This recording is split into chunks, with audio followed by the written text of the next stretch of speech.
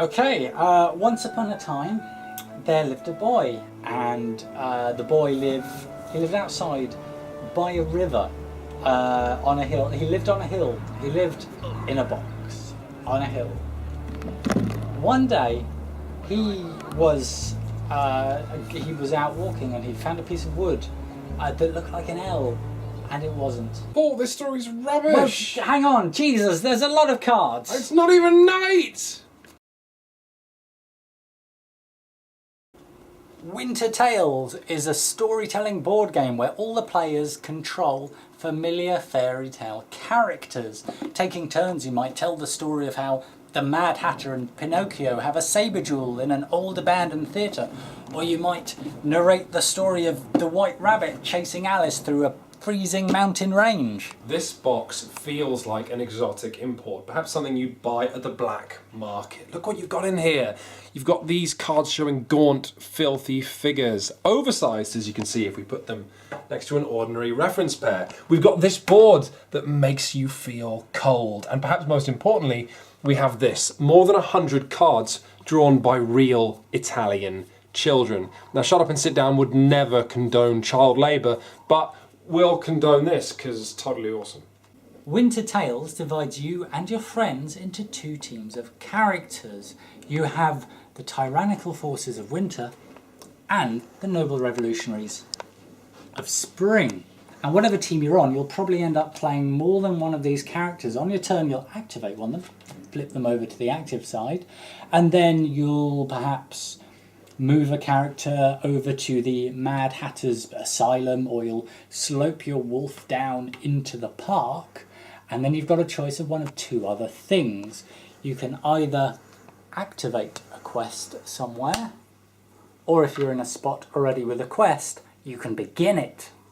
Now at this point your friends are probably asking you all kinds of difficult questions, like, how do we win? Or, what's the strategy? Or, who's Luignolo? Or, what should I be doing? Or, can I eat this? But you're probably going to have to tell them to shut up, because the most important thing about Winter Tales isn't really the rules, it's the journey. And if you're going to have a most important rule, that should be that you play it by candlelight. Yeah, see this beautiful board? Forget it. See these beautiful tokens? Forget them. See your beautiful friends? Definitely forget them. These are what you're paying attention to. The hand of children's drawings you're going to be holding. These are going to be helping you tell the story and hindering you at the same time. Let's show you how that works. Let's say you move your wolf. Where's the wolf, Paul? There's the wolf. You move your wolf in search of an enemy. And when you move, you're going to have to say, okay, I'm navigating by the old church spire. And when you get there, you're going to have to find him somehow. Maybe you discard a card to say, I sniff, and I find him hiding in the old well. But let's say you want to complete a quest. That's a bit more complicated. You might, for example, take a member of your team down here to the Fair of Wonders, and you might say, well, I've got to complete this safe house quest, and we've decided that our safe house is up in the mechanisms of a clock tower that's above the fair, and we'll nominate our leader up in the safety of there where no one will hear us, and to make sure that we're safe, we'll bar the door with this piece of wood or metal. To counter that quest, I'll have someone in there, and I've got to play more cards than he has, so I'll say, how can I beat that? Well, as the sun goes down, I see light coming from the window that you guys have foolishly left uncovered in the clock tower, and the forces of winter will send their biggest soldier to rip down the door, and then the forces of good will have a chance to play more cards. This is how quests are sorted out. So your friends are probably still asking, where's the grand strategy? Maybe it's hidden away somewhere in this quite big, fat manual. But actually the truth is there isn't any. You can move around the board and do things, and you can put down quests and complete them, but ultimately you're building towards an epilogue, and then when you get to the epilogue, all players can play all of their cards to narrate the final epilogue, and then you'll total up your epilogue piles, and that'll determine who wins. Winter Tales exists in the gaps between the rules, the moments between playing cards, when players hesitate, when the wolf backs Pinocchio into a corner, or when the dead matchstick girl comes back to life. But finding the gaps between the rules in this fat manual, between all these rules, can be difficult. Finding the fun in this box is... The truth is that Winter Tales is a game at cross purposes with itself, and we wouldn't recommend you buy it, and it's a hot mess. Classic mid-review turnaround, Paul. Yeah! Woo! Oh! That was shut up and sit down style. That was like whatever it was. Yeah, give it some of that, Let's do it.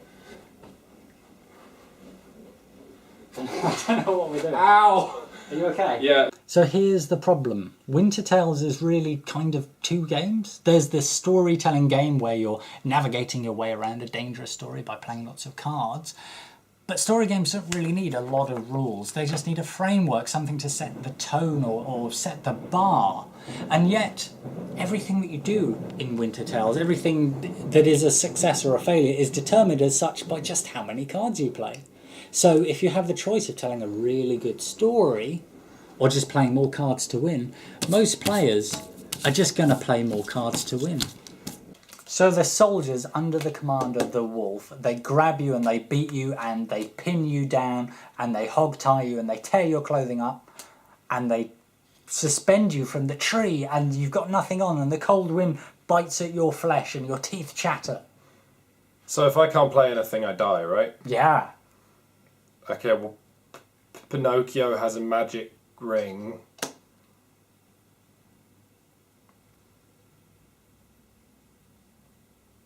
And that saves you? Yeah. Is it my turn? Yeah. Okay, so the magic ring teleports me to my quest. What's the quest again? Oh yeah, I have to make friends. I make friends in a maze where a man is watching and a finger points the way to go, which is a tree, and then the tree turns into a flower. Do you want to do anything? Well, in the maze there's a well, and as it gets dark at the end of the day, you don't see where you're going and you fall into the well and you're trapped and nobody can find you and your friends leave without you. Books? So I win the quest, and then... You know what, Paul?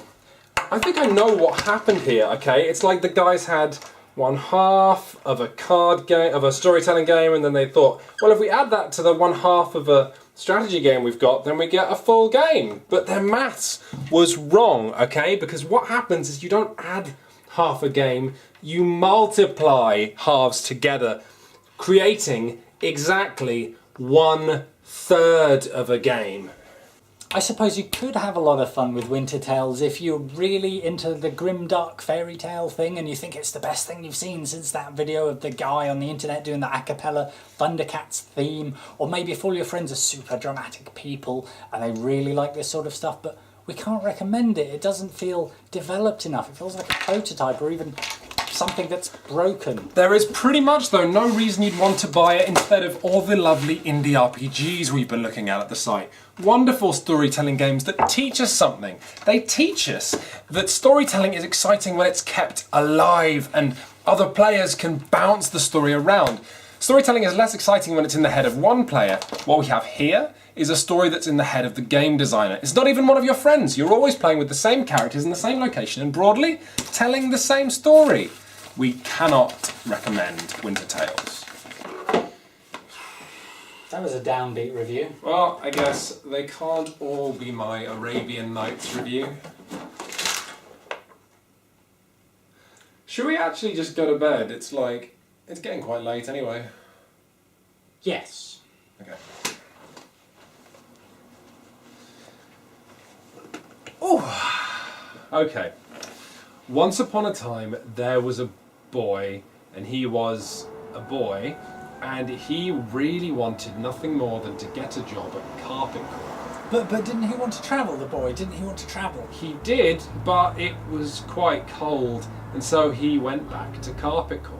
But then weren't all the carpets, the king had bought all the carpets and they were gone, so there was no reason to be at Carpet Corner. But the carpets would have been bought for a festival, so it was more important than ever before that he go to Carpet Corner. But then he got a phone call and the festival. What are you doing? Well, why are you trying to make me work at Carpet Corner? What's wrong with Carpet Corner? It's shit! Okay, we couldn't sleep because we couldn't leave you without a recommendation, and that recommendation is Once Upon a Time, which is also a storytelling game, a game of improvisation and imagination and fantasy and fairy stories. But, well, it's smaller for a It's start, faster, jeez. so it's cheaper, And it's harder as well. but it's better. And you know what? It's one of those aggravating games that belongs in collections the world over, so you might as well just bite the bullet and buy it now. What you're going to do here is you're going to be dealt a hand of cards. Your object is to get rid of those cards first. And these cards all represent narrative beats, right? So, for example, you might look at your hand and say, okay, once upon a time, you announce to the table, there was a fairy princess who lived deep in the forest. Forest. And you see, this is the game. As soon as there's an element in someone's story that you also have in your hand, you can jump in and you can take over the narrative and start burning your cards as well. But it's harder than that because you can't, hesitate, you can't repeat yourself, you can't fumble the story or say anything that doesn't make sense. Got to pass to the left if that happens. And even then, that's not even all the game, because you're also trying to work your way towards some kind of a conclusion. Everyone has a conclusion card and they're all secret, so you don't know what everyone's trying to work towards. It'll be the last card that you play with a flourish, and it could be something like, so the village was restored to prosperity, or it could be something about people getting married or falling in love or whatever. But the effect here is everyone's playing a narrative tug of war, trying to pull the story in a certain direction without knowing where everyone else is trying to go. Yeah, you know what? Good luck trying to figure out how the village will be saved when your cards are a cook, a giant, and some clothes. It's just fabulous. You're scraping the bottom of your own literary barrel within seconds, and you're laughing at what your friends are doing. But you know what? I don't think I like this just because it's funny. I think it's a must-buy for me because it's funny and a game of incredible skill. The amount of tricks you can pull. I might introduce a forest or a troll, a forest troll in my story. And then when someone else mentions my forest troll, I'll go, troll and forest, and take back over. It's just fabulous. Or the genocide thing you did. Well, you see, there's sneaky tricks you can play as well with maybe a card that says 100 years later, and then you do perform a kind of a literary genocide where everything everyone said is pretty And much the whole wiped. table groans. It's gone. Or how about an Arabian Nights thing, maybe? story where, within a story? Yeah, one character in the story starts telling a story at the campfire and the whole table goes, because they're trying to keep two threads at once. It's just funny. Oh, I love It's it funny, so much. but it's also intelligent. It's a very smart game. It's a game of trying your own skill, enjoying other people's skills, and you enjoy it whether you're winning or losing. You do? And how many games can you say that about? Actually, a few, probably. Literally a few. Definitely some games are actually... And you know what? Look, the art's fabulous, and the box is a little storybook, and you could do that on your mantelpiece if you wanted. It's much better than Winter Tales. So really, this is a game of... Our Winter Tales box has a hole in it. Yeah, I don't know how that... Anyway, so this is a game like a narrative tug of war, everyone grabbing the steering wheel of the story and pulling it in their own direction with their fragments of the map and no idea how to get there. And you explain it in 30 seconds, so shut up and sit down unquestionably. Very much absolutely recommend. terrific. I was getting there. I heard something. What was... Can you hear something? Yeah, there is... Right. Okay.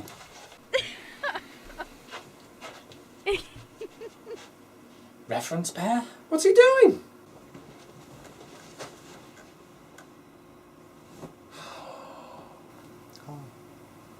Oh, it just says he wanted a happy ending.